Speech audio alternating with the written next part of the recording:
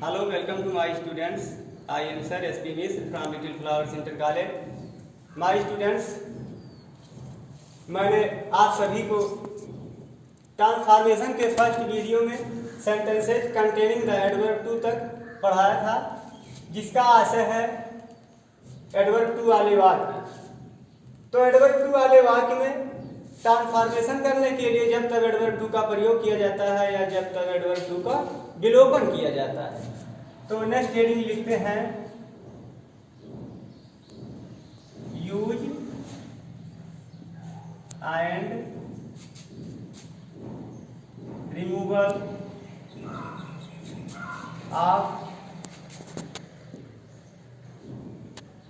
Adverb to.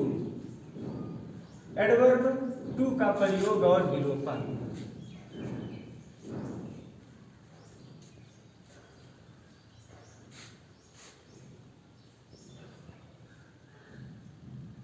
तो पहले हम रिमूवल ऑफ एडवर्ब टू का विलोपन लिखते हैं।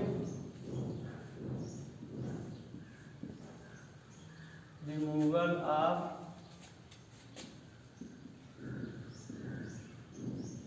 एडवर्ब टू का विलोपन।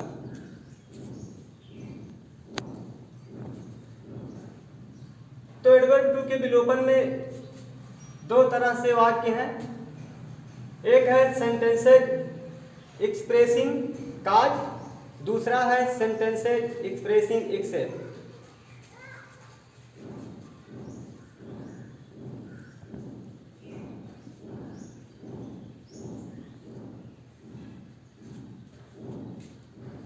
सेंटेंसेज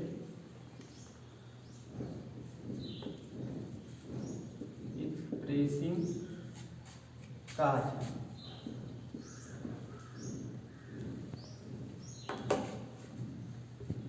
कारण व्यक्त करने वाले वाक्य।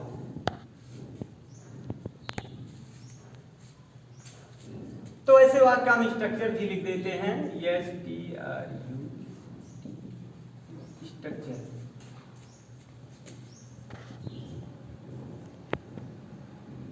Subject plus verb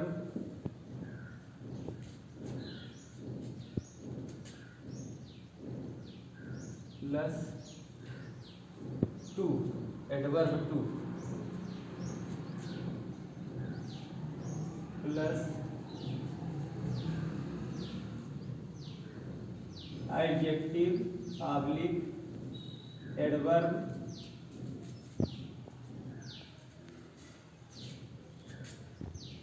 plus infinitive.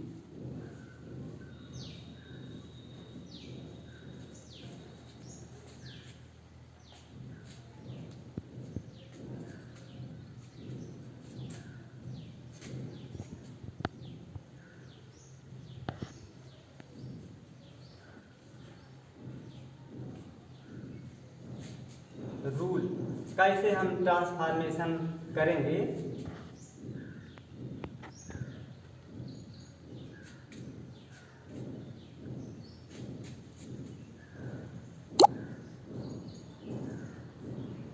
यदि एडवर्ब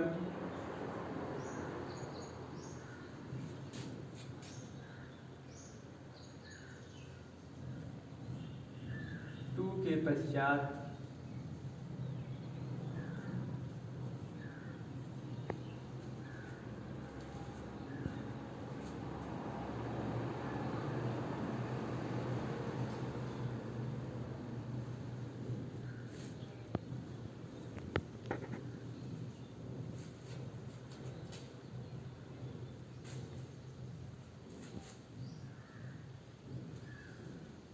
एडजेक्टिव ऑब्लिक एडवर्ब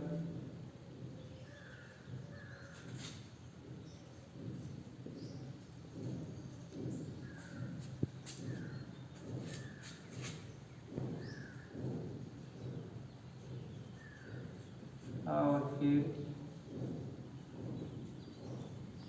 उसके बाद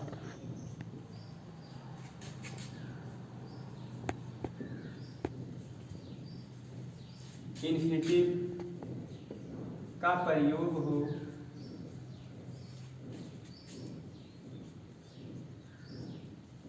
तो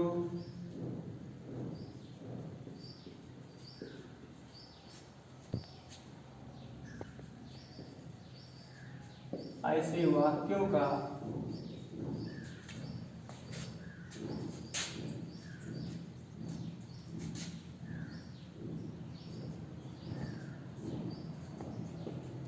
रूप परिवर्तन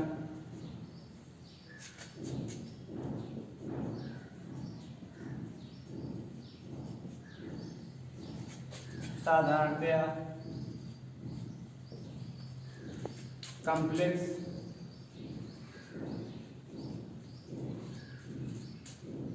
सेंटेंस में होगा।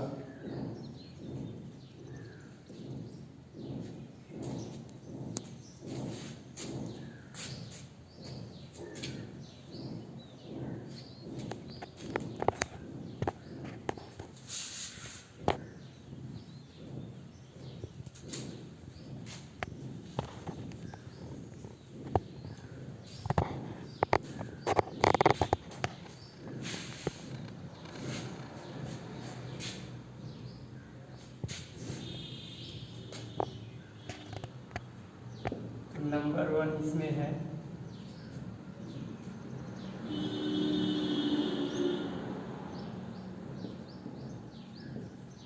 एडवर्ब टू के स्थान पर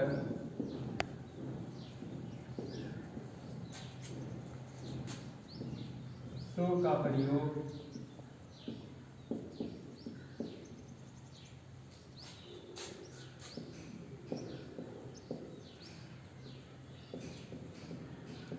करते हैं।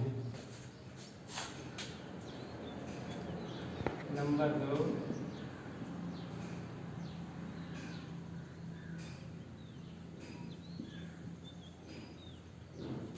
वाक्य में प्रयुक्त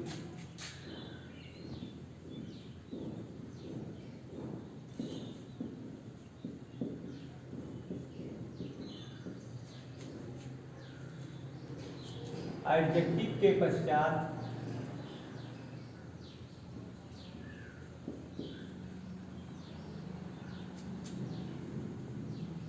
कंजक्शन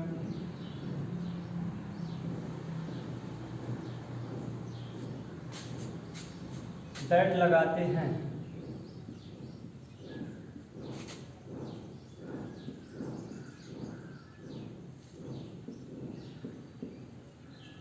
थर्ड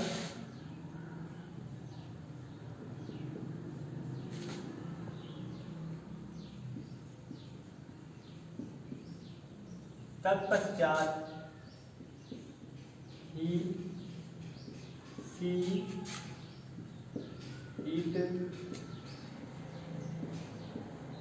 दे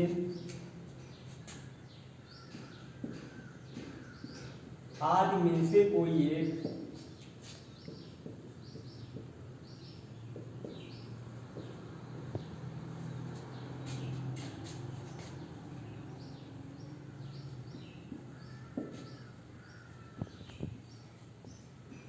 पहले क्लास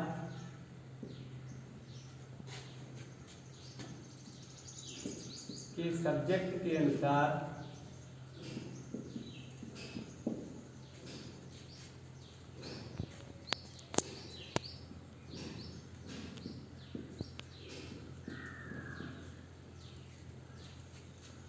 प्रयुक्त करते हैं।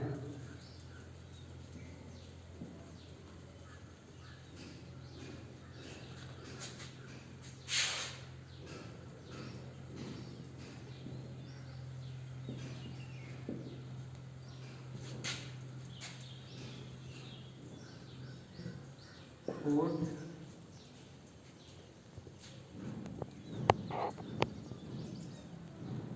Infinitive to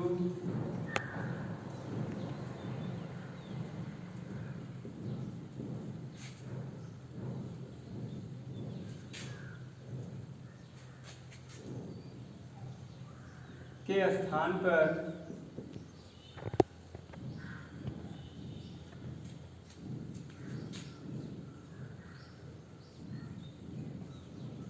present tense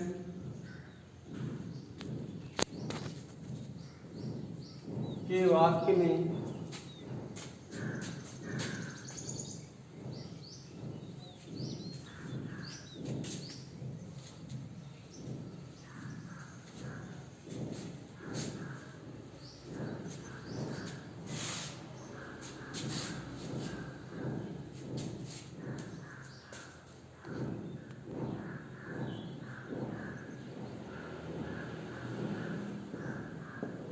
can not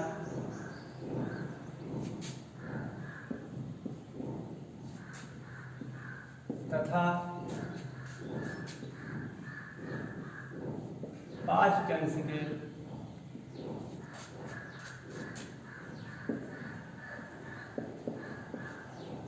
वाक्य में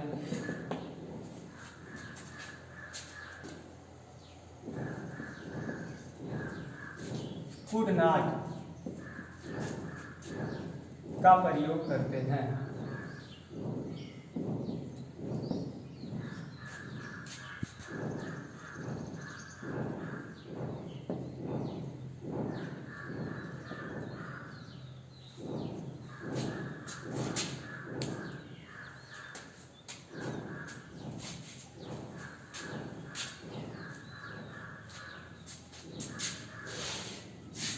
तो चलिए इन लिखे हुए नियमों का फॉलो करते हुए हम एक सेंटेंस लिख के उसका ट्रांसफॉर्म करते हैं।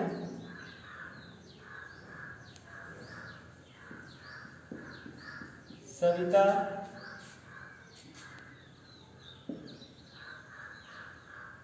Is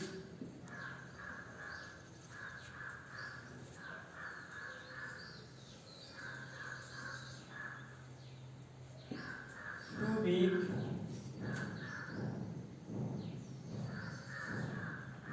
to walk.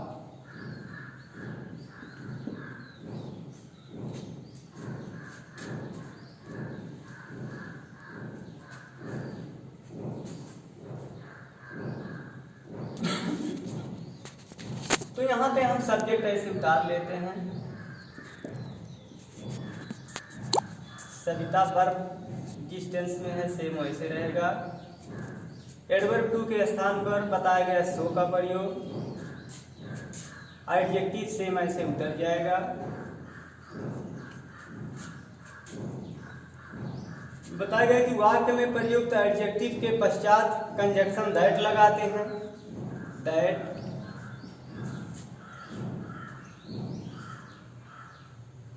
Conjunction that के बाद जो है ही सी इट दे आदि में से कोई एक पहले क्लास के सब्जेक्ट के अनुसार प्रयोग करते हैं। तो यहाँ पे देखिए पहले क्लास का सब्जेक्ट सविता है। सविता थर्ड पर्सन एक वचन। Feminine gender third person singular number feminine gender है। इसके अनुसार यहाँ पे सी प्रोनाउन का प्रयोग हम करेंगे। नाउन लिखा है तो हम उसके बदले में उसके अनुसार सब्जेक्ट प्रोनाउन लिखेंगे। अगर प्रोनाउन ही लिखा रहेगा तो वही प्रोनाउन सब्जेक्ट उतर जाएगा। अब इन्फिनिटिव टू के स्थान पर प्रेजेंट टेंस के वाक्य में कैन नॉट, पास्ट टेंस के वाक्य में गुड नॉट। तो यहाँ पे इज वर्ब है प्रेजेंट टेंस में है तो यहाँ पे कैन नॉट लिखेंगे।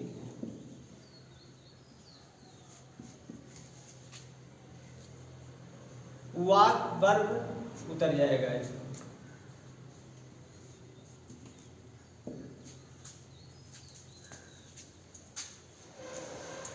तो पहले वाक्य में हुआ कि Savita is too weak to walk. Savita चलने के लिए काफी कमजोर है, अर्थात सविता इतनी कमजोर है कि वो चल नहीं सकती।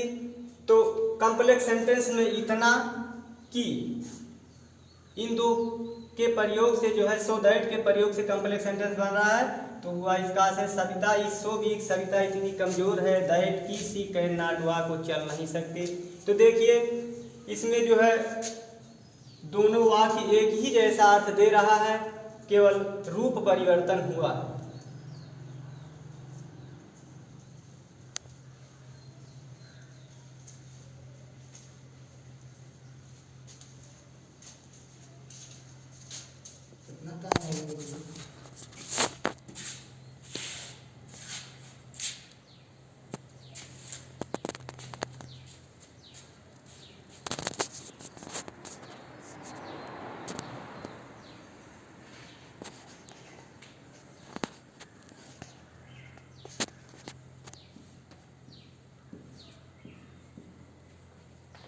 Next sentence, my brother is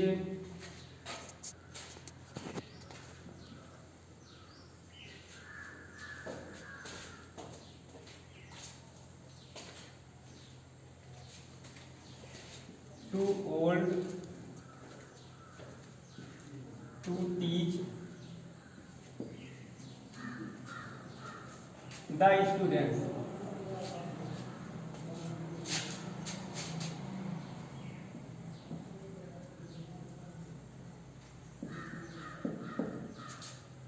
मेरा भाई विद्यार्थियों को पढ़ाने के लिए काफी वृद्ध है,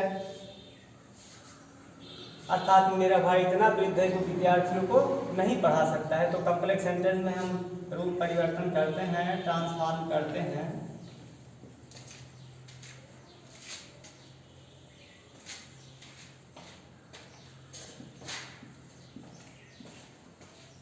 my brother is,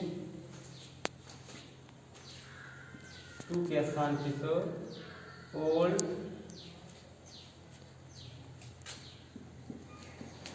that, adjective के पश्चात दैट, फिर कंजक्शन दैट के बाद सब्जेक्ट आएगा।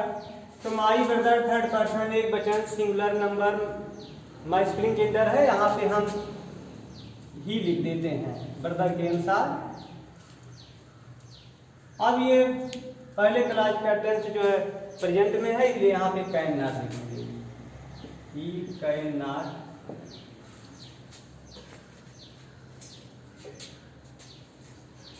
टीच, वर्ब ऐसे उतर जाएगा द स्टूडेंट।